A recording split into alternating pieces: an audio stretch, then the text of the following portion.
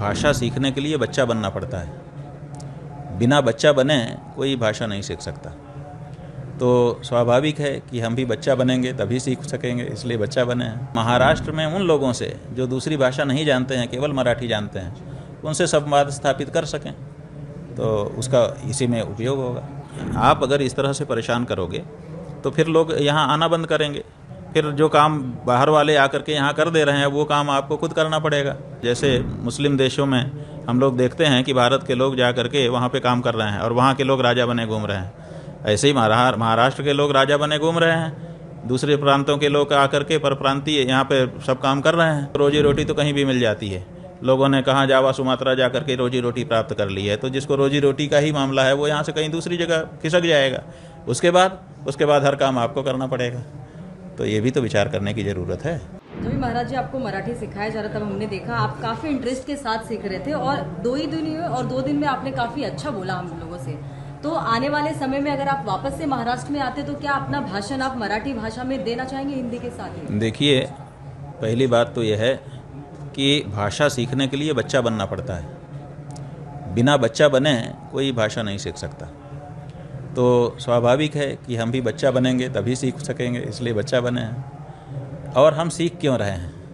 इसीलिए सीख रहे हैं ना कि महाराष्ट्र में उन लोगों से जो दूसरी भाषा नहीं जानते हैं, केवल मराठी जानते हैं, उनसे संवाद स्थापित कर सकें, तो उसका इसी में उपयोग होगा। तो सर जिस तरीके से साथ ही साथ जो महाराष्ट्र के संत हुए हैं उन्होंने मराठी भाषा में बहुत सारा धार्मिक आध्यात्मिक साहित्य लिखा है। बिना अनुवाद के सीधे सीधे उसका आस्वादन करने का भी मौका हमको अगर हम मराठी जान जाएंगे तो मिल जाएगा। तो ये भी हमारे लिए एक दूसरा लाभ होगा। महाराज जिस तरीके से वीडियो वायरल हुआ था एक भाजी वाले को या जो मिडिल क्लास फैमिली है जो एक दिन पे अपना घर रोजी रोटी चलाता है उसको एक झापड़ मार के ज़बरदस्ती मराठी बोलने पे फोर्स करना, इस पे आपकी प्रतिक्रिया क्या होगी? क्या ये इस पे हमारी प्रतिक्रिया की बात नहीं है बहन जी, ये तो पूरे देश की प्रतिक्रिया से पता चल गया कि इस तरह का कार्य अब देश में अस्वीकार्य है। किसी ने भी स्वीकार नहीं किया। उनकी पार्टी के जो कार्यकर्ता थे उन्होंने भले बातें कही, लेकिन कोई पार्टी का बड़ा नेता भी निकल करके नहीं आया जिसने समर्थन में वक्तव्य दिया हो। आप देख लीजिए, या तो जो मुख्य नेता है उसने कहा, राज ठाकरे ने कहा, और या तो कार्यकर्ता ने कहा। जो बीच के नेता हैं वो क्यों चुप हैं?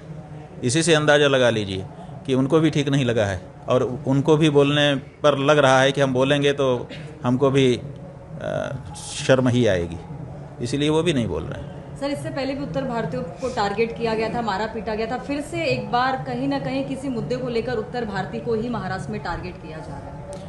हाँ ठीक है, वो मराठी अस्मिता जगा करके मराठियों का वोट लेना है, क्योंकि उत्तर भारत के लोग यहाँ काम तो कर रहे हैं, यहाँ की प्रगति में योगदान तो कर रहे हैं, लेकिन उनमें से आधे से ज़्यादा वोटर नहीं हैं, और जो वोटर हो चुके हैं यहाँ पर रह करके अमुक पार्टी को उनका वोट मिल नहीं रहा है, ऐसा वो मान रहे हैं, इसलिए उसकी परवाह नहीं कर रहे हैं। लेकिन आप अगर इस तरह से परेशान करोगे तो फिर लोग यहाँ आना बंद करेंगे। फिर जो काम बाहर वाले आकर के यहाँ कर दे रहे हैं वो काम आपको खुद करना पड़ेगा। आज तो आप राजा बने हो। जैसे मुस्लिम देशों में हम लोग देखते हैं कि भारत के लोग जा कर के वहाँ पे काम कर रहे हैं और वहाँ के लोग राजा बने घूम रहे हैं। ऐसे ही महाराष्ट्र के लोग राजा बने घूम रहे हैं। दूसरे प्रांतों के लोग आकर के परप्रांतीय यहाँ पे सब काम कर रहे हैं। तो अगर आप उनको भगाना शुरू करोगे तो देखो, रोजी रोटी तो कहीं भी मिल जाती है। लोगों ने कहाँ जावा सुमात्रा जा कर के रोजी रोटी प्राप्त कर ली है, तो जिसको रोजी रोटी का ही मामला है वो यहाँ से कहीं दूसरी जगह खिसक जाएगा। उसके बाद हर काम आपको करना पड़ेगा। तो ये भी तो विचार करने की ज़रूरत है। महाराज जी आपने उनको यहाँ क्यों बसाया है? मराठी बोलने के लिए बसाया है कि अपना काम करवाने के लिए बसाया है?